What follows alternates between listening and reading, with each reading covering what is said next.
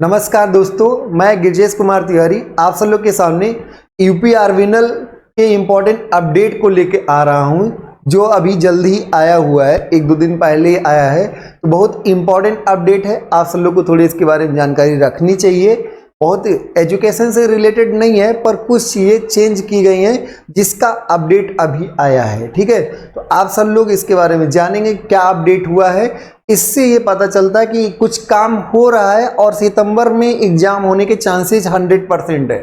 अक्टूबर में UP triple SC का exam लगा हुआ है, गारंटी है कि आपका सितंबर में एग्जाम यूपी आर्विनल का हो जाएगा, क्योंकि कुछ ना कुछ डिपार्टमेंट वर्क कर रहा है इस पे। प्रोसेसिंग, डाटा प्रोसेसिंग हो रहा होगा, सेंटर एलोकेशन हो रहा होगा, तो उन सब सारी चीज़ों में थोड़ा सा टाइम लगेगा।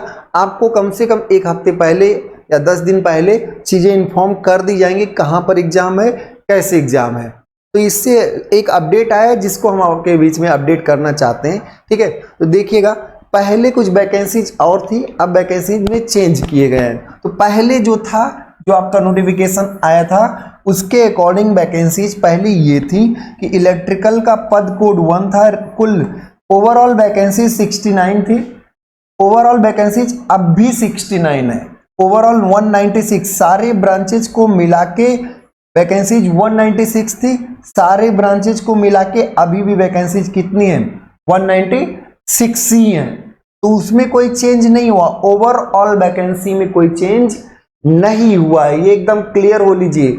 ना कोई वैकेंसी बढ़ाई गई, ना वैकेंसी घटाई गई। कुछ परिवर्तन हुआ, कुछ हॉरिजॉन्टल रिजर्वेशन में चेंजेज हुए हैं। कुछ हॉरिजॉन्टल रिजर्वेशन में चेंजेस हुए हैं, उसको हम देखते हैं। तो पहले आपका, जैसे पहले हम इलेक्ट्रिकल वालों का ही देख लेते हैं। तो पहले इलेक्ट्रिकल वालों के 69 वैकेंसीज में आउट ऑफ 69 42 अनरिजर्व्ड के लिए था।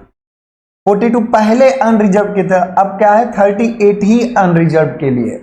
तो अब ये अपडेट किया गया है कि भैया 69 में 38 अनरिजर्व्ड है। और एससी कैंडिडेट का भी चेंज किया गया, अब अनरिजर्व का घटाया गया है, 4 सीटें घटी हैं। तो एससी की एक सीट बढ़ी है, पहले 5 थी अब 6 हो गई। पहले यहाँ पे 5 थी और अब क्या हो गई, 6 सीटें हो गई। तो एक सीट एससी वालों के लिए इलेक्ट्रिकल में बढ़ाया गया है। ऐसे ईडब्ल्यूएस वालों के लिए चेंज है। पहले ईडब्ल्यूएस की 4 सीटें थी, पहले इलेक्ट्रिकल में ईडब्ल्यूएस की कितनी थी, 4 सीटें थी, अब 7 सीटें कर दी गई हैं, चेंज कर दिया गया। ऐसे आपके जो दिव्यांग जन है, जो फिजिकली हैंडीकैप्ड हैं, उनके लिए पहले 2 सीटें थी इलेक्ट्रिकल में, अब 3 कर दी गई हैं।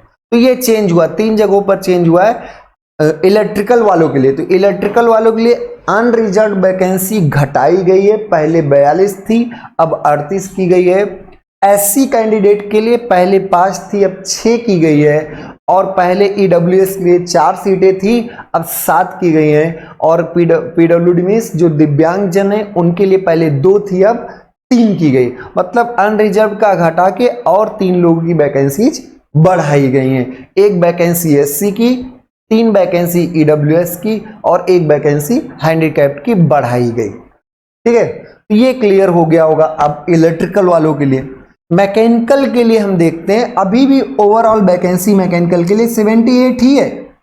ओवरऑल वैकेंसी मैकेनिकल के लिए कितना है, 78 अभी भी है, ये ध्यान रखिएगा। ठीक है, अभी 78 पहले भी था, अभी भी 78 है।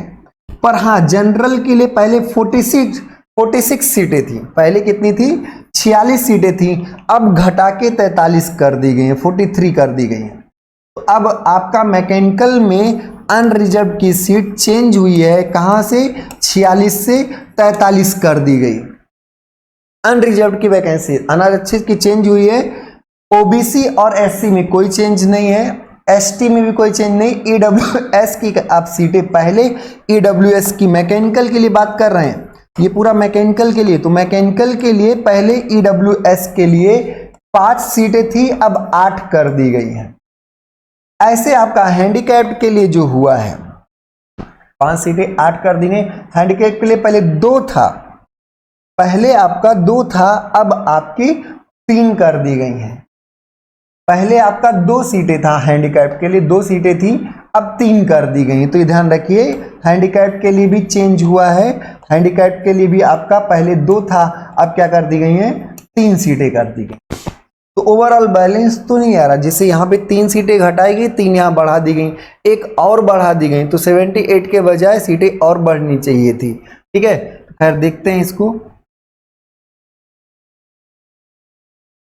43 अब कर दी गई, पहले आपकी 46 थी, यहाँ पे कितनी कर दी गई है, 43 कर दी गई।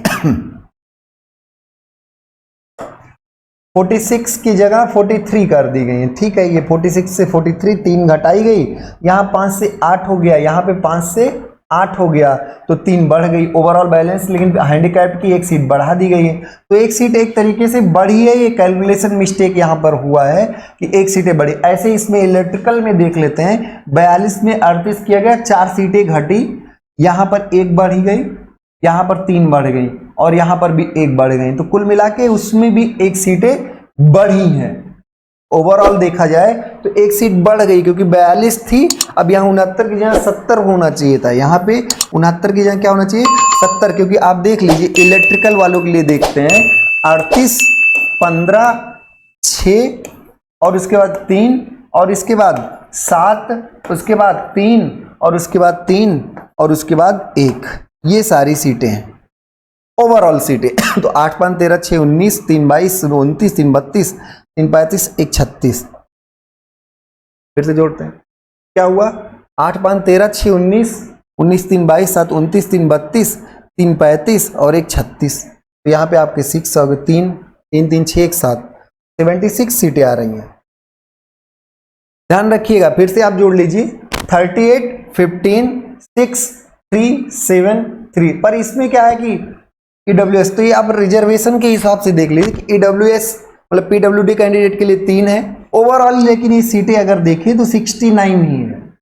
कुछ हॉरिजॉन्टल रिजर्वेशन में ये भी रहता है कि जैसे ये जो आपके दिव्यांगजन हैं, इसमें भी ओबीसी दिव्यांगजन, ये सब चीजें भी रहती है। तो ओवरऑल इस तरह के कैलकुलेशन का कोई मतलब नहीं है, उन्होंने जो कहा है उसके हिसाब से हम देखते हैं। तो अब सीटें थोड़ा रिसफल की गई हैं। हॉरिजॉन्टल रिजर्वेशन में ये रहता है कि कभी कभी आपके लिए 2 रिजर्वेशन काम कर रहे होते हैं, कि मतलब आप ओबीसी हो और हैंडीकैप्ड हो उसके लिए सीट, एससी हैं और हैंडीकैप्ड हैं उसके लिए सीट, तो उस तरह की बातें। खैर जो चेंजेज हुए हैं उस पर हम बात कर लेते हैं।